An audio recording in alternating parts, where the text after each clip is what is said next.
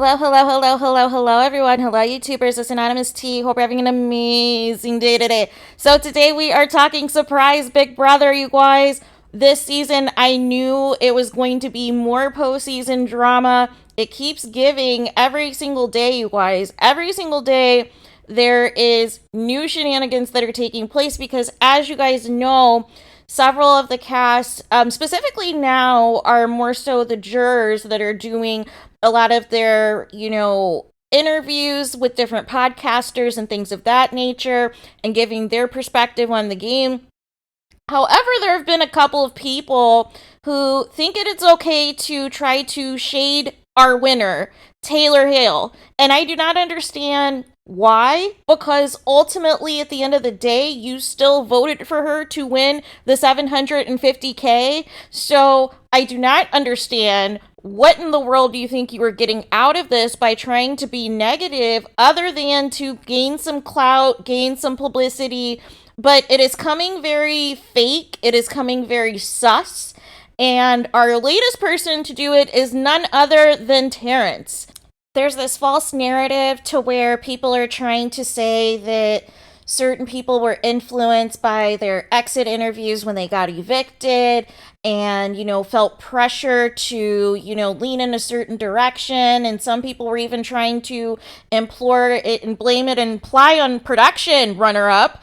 And none of it is true. All of it is fake news, you guys. All of it is fake news because production was very messy this season. And if anything, production was trying to sabotage Taylor. But that's a whole nother conversation. That is a whole nother conversation for another video.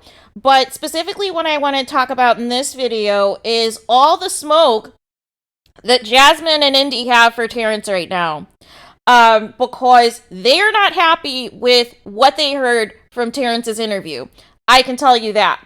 So, Jasmine says the following yesterday. She says, when the smoke clears, the real is going to be the real and the fake is going to be the fake. And then she tweets a particular male house guest speaking on things that they have no space to speak on. Hashtag that is all. So, we are getting spicy this postseason, you guys.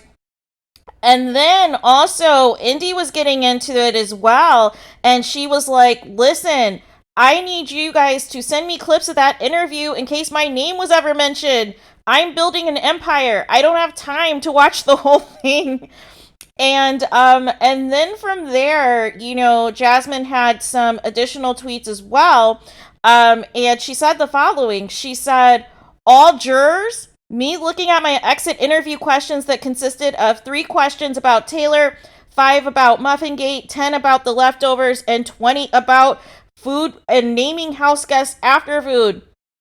And then from there, Indy had quoted Jasmine's tweet and, pretty much had said, this is crazy. This is absolutely crazy. But, if you are not that interesting and you didn't get enough publicity about yourself, please don't make that about me. Not talking about Jazz, but because she's my friend and you all know, and everything else. But it is so wild, you guys. It is so wild. A couple of the other tweets from Jasmine was far from perfect during my season. I've apologized and I'm healing, but what I won't do is allow anyone to come for Taylor, as she did win fair and square, is not only the best representation for our season, but also earned every bit of that 750K and drop the mic. Okay, that is it. That is on period. Taylor earned her win. Earned her win hands down. There was no shadiness. There was nothing that was influenced. She won that on her own. She persevered on her own. She got that W on her own. She strategized. She won comps when she needed to. And she had one heck of a social game. She deserves that 750K. She deserves the 800K for the AFP, you guys. Because she was our favorite player. That's what we voted on, you guys. And so after that, Jasmine said one last thing, and she said, Taylor Hale for president, and hashtag good night. And I'm here for it. I am here for all of it. Taylor responded even and was like, talk your talk, sis.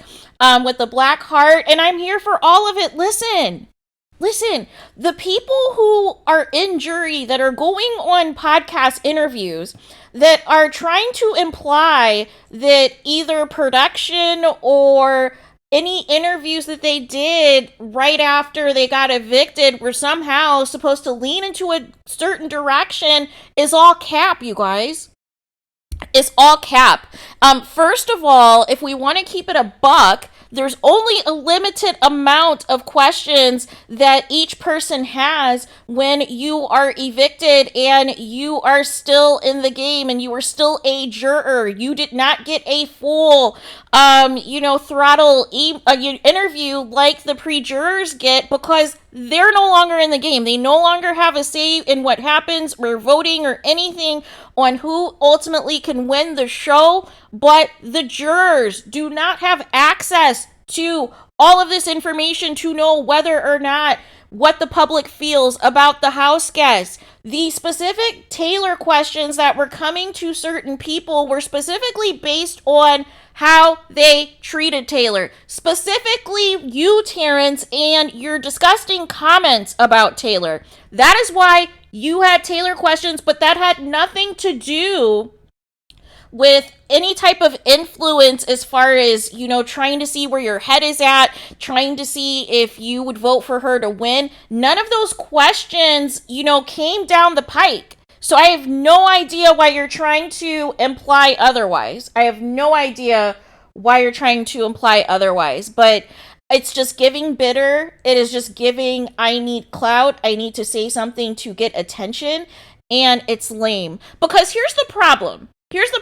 Not only are you trying to discredit Taylor's win and trying to diminish her win as if she did not earn every bit of that $750K, but you're also insulting your fellow jurors. And that's the part people don't think about, right? That's the part people don't think about. You think that you're throwing shade at one particular person, but really you're shading yourself because you still voted for her to win, right? You still voted for her to win when, out of your own free will, you had 2 keys in that zip up. You had 2 keys in the zip up. You could have chose to vote for the runner-up if you wanted to. Nobody forced you to do anything. Okay? And pretty much from what the consensus was, everybody had positive things to say about Taylor's game. So to completely backtrack now is laughable. It's laughable. And let's get to the real. The real is you're feeling a certain type of way because the fans don't like you. And for whatever reason, you do not want to own the nasty things that you said about Taylor in the Big Brother house, and you want to double down on it, and so you feel like your only retaliation is to say something negative and try to taint things and taint this win, and it's not going to work. It is not going to work because the jurors have spoken out. Podcasters are going to speak out. We are going to hold your feet to the fire and let you know, and we're going to be 10 toes down that Taylor Hale deserved this win. There was nothing shady. There was nothing malicious. There was no influence. There was nobody that was pressured. Nobody was held against their will and kidnapped to vote Taylor Hale or else. No. This was a fair and square win, you guys. This was a fair and square win. Let's talk about Taylor's social game, to where she convinced the runner-up to take her to Final 2, and that he had no chance against Turner in a Final 2. Let's talk about that. Let's talk about how Taylor Hale knew that Michael had to go, and when he had to go, and kept planting those seeds that he had to go to convince certain people that, hey, this is the week. He's got to go. We've got to get him out, or otherwise we have no path to victory, even though that was her final 3. That was her final 3. But she knew in advance he had to go. She knew Terrance had to go on her first HOH. That did not go her way because he immediately won. Well, he won by default. The second HOH, as a result of the twist right after, she knew Turner had to go. Twice. Turner had to go. And then he ultimately won after her HOH, the part 1 of the final HOH. So let's not diminish anything that Taylor has done. She won the comp she needed to. She won the iconic wall comp. She won the HOH to secure herself in final 3. She's a blockbuster, survived the block a bunch of times. Like, do we need to go through the resume again? Do we need to go through the resume as to why she is our winner? Like, do we need to do that? Do we need to break it down for certain people? Because I thought a couple weeks out, people would be aware by now.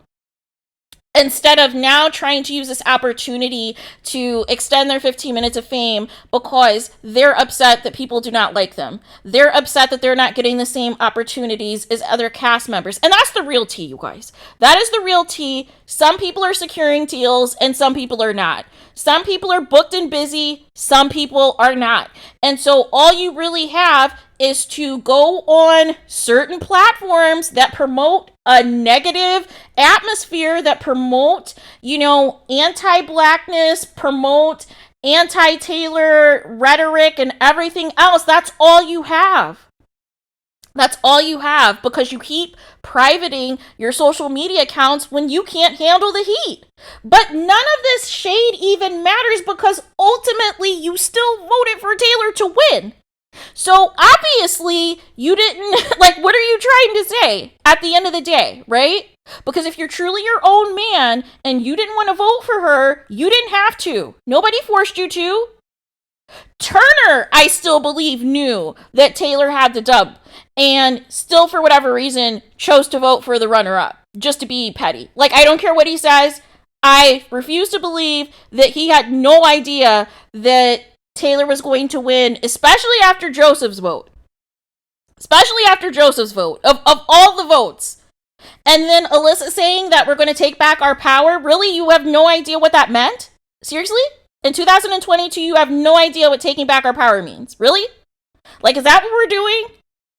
Because we can play the game of having blinders on, right?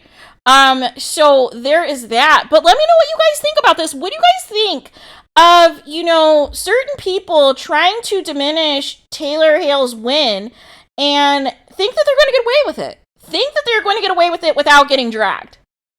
And then to insult your fellow jurors, right? To insult your fellow jurors, and this includes the runner-up as well, by trying to say that there was influence by the interviews, or there was influence by production, or, basically you had to vote for Taylor or else. No. There was 2 keys in there. You could have chose freely who you wanted to. You still chose to give Taylor your vote when it was all said and done. Nobody held you against your will, and nobody was forcing you to do so. You voted for her to win that $750K, and you need to own that. You need to own that. And you also need to own the nasty things that you said and apologize. But that's a conversation for another day. But we're going to debunk anybody that is going to try to come for Taylor Hale's win. It's not going to happen. Not on my watch. It is not going to happen. We are going to continue to celebrate her, and we are going to continue to uplift her, and we are going to continue to spread positivity about Taylor Hale and her historic and iconic win that we are never going to see duplicated again, you guys. So let's talk about that. Let me know what you guys think. What do you guys think about certain people trying to imply, or certain interviews, now trying to push a false narrative and try to diminish Taylor's win, and trying to push this narrative that there's influence and that there's all of these conspiracy theories as to why she truly won, when at the end of the day, when you list off her resume, there was nobody else that was going to win in that final 3. The only person really in the cast, if we want to keep it a buck, that, would have, that had, reason to win is Michael. And that was because he was a comp beast, right? But nobody else has an argument against Taylor Hale. Nobody. Okay? And that is why she's your winner. And even if she was next to Michael, that's not a guarantee that he's a shoo-in to win either, you guys. Because, again, it's not just about competitions, you guys. It is also about your jury management. It is also about your social game. It is also about how you strategize. And this whole thing where you can just treat people like whatever and assume you're going to get the dub and have this old, medieval times type of thinking that, oh, well, I won all these comps, so I should win over you. And blah, blah, blah, blah, blah. And since I think that I don't like you, I know everyone else doesn't like you. Oh, no, no, no, no, no, no, no. That is fake news, and you were believing your own delusions. You were counting the 750K runner up before it was even decided. Okay, so that was your fault for underestimating your opponent and getting embarrassed, because it should have been a unanimous vote. It should have been a very obvious unanimous vote, but that's another conversation for another day. But please let me know what your guys' thoughts are. Please let me know what you guys think in the comments. Please do not forget to like, comment, and subscribe. Hit the notification bell so you're notified the moment I post new content on my channel. And with that being said, I'll talk to you guys again very soon.